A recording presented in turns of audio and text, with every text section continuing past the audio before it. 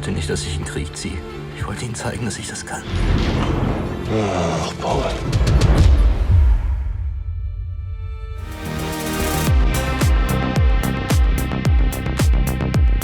Hey everyone, welcome to Let's Talk. I'm John, and today we're going to be talking about the brand new Netflix film, All Quiet on the Western Front. But before we dive into all that, if you are a fan of movie reviews, 4K Blu-ray reviews, tech and game reviews, we try to do them all here on the channel, and nothing helps out more than by liking this video and subscribing to the channel. So All Quiet on the Western Front is a German film. It is a remake of a 1930 Best Picture winner. Actually, it was the first Best Picture winner to be based on a novel, and that's based on the 1929 novel that tells the story of a German soldier at 17 years old who lies to get enlisted into the army with him and his friends because in their mind they believe that they are going to become heroes. They're helping out their country. Very fast, very quickly, they realize that they made the wrong decision and that war is not what it's all chalked up to be. So this film is directed by Edward Berger, and probably the most famous star in this movie is Daniel Bruhl, who you'll recognize from Captain America Civil War and from Falcon and the Winter Soldier. He plays a pretty major part in both of those, and he's a really good actor, but he isn't the star of this film. The star of this film is Felix Kattmerer as Paul. I hope I'm saying your name right, because you did a really good job in this film. Now, this film isn't very plot-driven, I would say. This is very much a story film. It's really trying to illustrate to you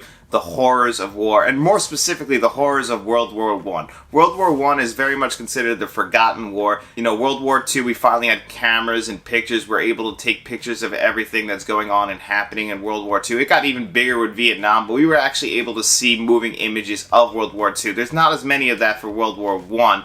And also the warfare that went on in World War I was very different from World War II. It was very much trench warfare, and it was just horrible. And this film is trying to depict to you the horribleness of the First World War, what these men had to go through. It's almost inhumane. Actually, it is inhumane. And that's what this film is really just trying to show you, is that World War I was complete and utter hell. What these people had to go through, if people don't know about World War I and you see this film and this is your first introduction to what World War I was like, you are going to be horrified. You're going to think that they're over-exaggerating.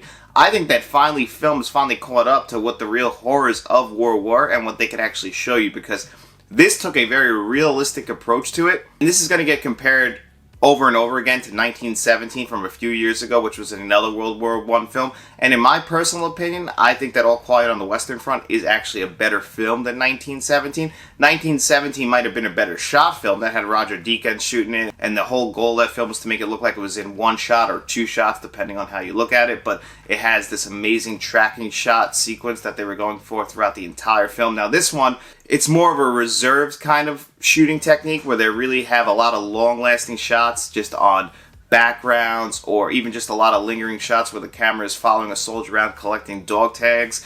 And those shots are just incredible, and they're meant to get under your skin, whereas in 1917 it's meant to be fast-paced and show how war is happening, whereas this is really taking you through also not just the loud moments of war. Yeah, there's plenty of firefights, but it's also taking you through the quiet moments when these soldiers are together, and just the humanity or the lack of humanity that these people are forced to feel, because that's what war is. And it's haunting and it's terrible because these men volunteered for this, having no idea what they were getting into. Like, you know, you think about how war is now, you know pretty much what you're getting into. They can't really lie to you. Back then they were doing it, they wanted to be these heroes, these soldiers. Like, that was the big thing, but really what they were getting sent in to do was pretty much to die. And this film is also trying to depict to you the difference between what a soldier has to go through and what the people who actually are controlling the war actually are going through. So we get to see the real higher-ups as they're negotiating the end of the war while the soldiers are still fighting this war. There's a couple of great scenes where we'll see the soldiers, they're starving, they have to steal food, or the food that they do get is just disgusting and sloppy, and they're lucky that they're eating. Meanwhile, the people who are controlling this war, who are negotiating the end of the war, they're taking their time negotiating the end while people and men are still dying. 17 million people died in World War I. These guys are dragging their feet. You have one guy who's complaining that his food was made the day before. Meanwhile, the soldiers themselves are eating literal slop almost. And it's just that disgusting depiction of war. It just really, it gets under your skin. This was a hard film to watch. Just seeing the inhumanity of war really does, it's disgusting almost. And it really is hard to watch. It's not this is not going to be an entertaining watch for you, but it is an incredibly made film.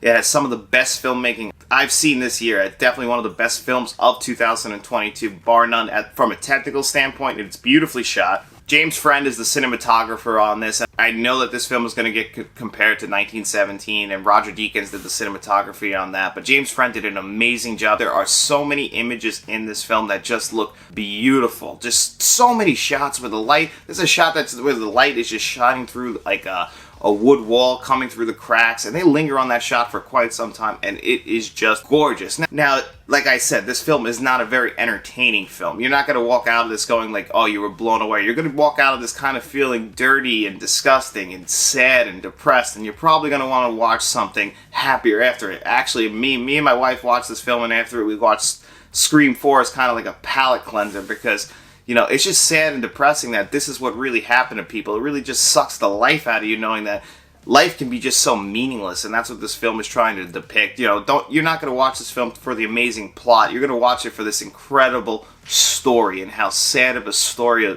this is and what men had to go through. I can highly recommend this film. I think it's an important film. I think it's a film that you're going to want to see. I think it's a film that you're not going to be disappointed that you did see.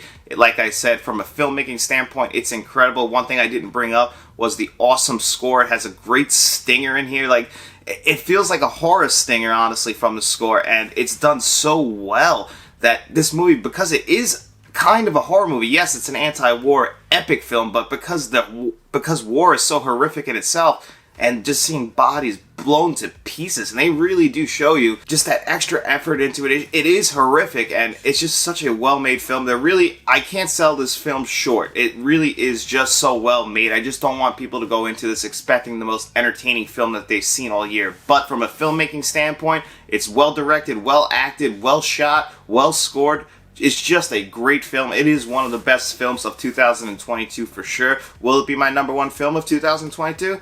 Probably not, because like I said, the enjoyment factor really is hard. It's going to be really hard to rewatch this film. It very much falls in line like with Schindler's List, where, you know, you got to really build yourself up to go back and rewatch it. But I think they did an incredible job.